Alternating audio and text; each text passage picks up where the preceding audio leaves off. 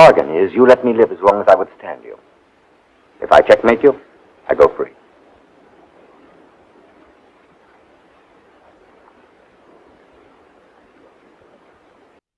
What scares us more than death? The answer was simple. The end of breath, the collapse of body, the silence after consciousness. But our stories don't fear that anymore. It's not extension, it's continuation. It's not dying, but it's being duplicated. Not losing life, but losing claim over it. That's why films like Annihilation and Mickey 70 don't feel futuristic. They feel diagnostic. They don't imagine aliens arriving on Earth. They imagine systems continuing without needing us. And that is much more intimate terror. Because duplication doesn't mean it's going to threaten our survival. It threatens our significance. In Annihilation, a biologist named Lena enters a quarantine zone called the Shimmer after her husband returns from it, physically present but existentially absent. Inside the Shimmer, the DNA refracts. Time loses sequence, memory loses authority. Plants grow in human shapes. Animals behave with borrowed consciousness. People change without noticing. By the end, Lena confronts something that looks like her, moves like her, but does not remember being her. And when she exits the Shimmer, the question is never answered. Did she survive, or did something convincing leave in her place? This is not a film about invasion. It is about identity losing exclusivity. Now contrast that with Mickey 17. Mickey is not confused about who he is. The system is. Mickey signs up to be an expendable, a worker whose body can be printed again and again. When he dies, a new body is produced. His memories are uploaded. The work resumes. Here, death becomes administrative. Until one day, Mickey doesn't die. And yet another Mickey is printed anyway. Now the system doesn't know what to do with this miracle. It sees it as a malfunction. Two Mickeys aren't moral crisis. They are a logistical inconvenience, a nightmare. There is an ancient philosopher in Greece from 5th century BC, Heraclitus. His claim was radical for its time, yet they're destabilizing now. He said, nothing stays the same, everything flows. Stability is a trick of repetition. Annihilation doesn't just echo this idea, it stages it. Inside the Shimmer, identity does not collapse violently, it leaks. The characters don't scream about losing themselves, they drift into it slowly. Consider the scene where the team discusses self destruction. Each woman carries a different impulse towards erasure, addiction, guilt, grief, and isolation. The Shimmer doesn't impose destruction, it amplifies what's already in there. This aligns closely with Friedrich Nietzsche's argument. He said that self is not a core, but a process, a narrative endlessly revised. The Shimmer interrupts a narrative continuity. It removes the sequence, and without sequence, identity loses coherence.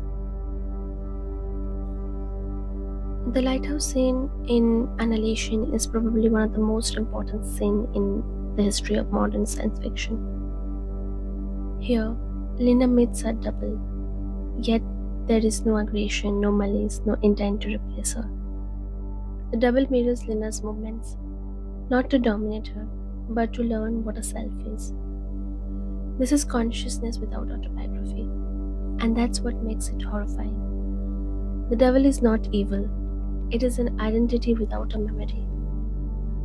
David Hume once argued that the self is nothing more than a bundle of perceptions, held together by habit. Annihilation asks what happens when the habit breaks. What happens when the memory loses authority? The answer is not death, it's replication without meaning. The most disturbing thing in Annihilation is not mutation, it's illegibility. The characters becomes unreadable to themselves, and worse, unreadable to others. This fear appears again and again in literature. Kafka understood this deeply. In the Metamorphosis, Gregor Samsa doesn't suffer because he's an insect. He suffers because no language remains to argue his humanity. Annihilation stages the same terror. The shimmer doesn't explain itself, it refuses interpretation. And when interpretation disappears, so does the meaning. Garland suggests something radical here. Identity does not depend on what you are. It depends more on whether the world still recognizes you as coherent. In Mickey 17, the horror is not metaphysical, it's bureaucratic. Mickey is not losing himself, he is being outpaced by his own replacement. Apportion to this printer raw materials for a human body. Every time Mickey dies and is reprinted, something subtle happens. The body continues, the memory continues, but the value does not quite accumulate. His life leaves no residue. This is where Michael Foucault becomes essential. Foucault argued that modern power doesn't ask who you are, it asks what function do you perform. Can you be optimized? Can you be replaced? Mickey is not a person anymore, he's a role, and roles don't need continuity. When two Mickey exist, the system panics. It's a complete nightmare. Not because it has created life twice, but because life had exceeded allocation. Individuality becomes a bug here. This is where Camus' absurdity has made literal. Mickey leaves, Mickey dies, Mickey returns. This is a Sisyphean journey. Nothing changes. Meaning is not denied, it is ignored. This is where works like Severance and Wall-E enters into the conversation. In Severance, identity is not erased, it is partitioned. One self works, one self leaves. Neither is whole. The innie exists only as function, the outie benefits without memory. It's the same logic as Mickey 17, just more cleaner, more corporate, and more polite. Wall-E, on the other hand, is often mistaken as children's films. However, his vision is quite brutal. Humans haven't failed, humans haven't died, they have been rendered unnecessary. Machines don't hate them, machines simply no longer needs their participation. And yet, it's a robot who develops longing. Which brings us to the part of glitch. Every system, no matter how efficient, breaks. In Annihilation, the double hesitates. In Mickey 17, Mickey refuses deletion. In Severance, the innies demand continuity. In Wall-E, a machine develops devotion. What if consciousness doesn't emerge from perfection? What if it emerges from an error? A glitch is not optimization. It's a resistance. If AI ever develops something like a soul, it won't come from programming.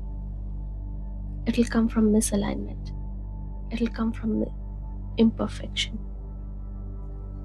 From a moment where system fails to fully contain itself. We say we are afraid of death, but maybe that's no longer true. Maybe the deeper fear is this: to leave and discover you are optional. Annihilation shows us a terror of becoming unrecognizable. Mickey 17 shows us the terror of being endlessly replaceable.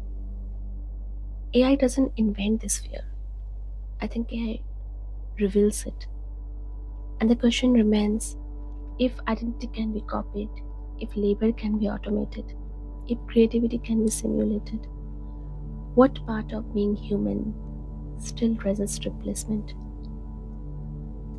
And if the answer is the glitch, the hesitation, the refusal, the mistake, then the horror was never the future. It was what we quietly believed about ourselves all along.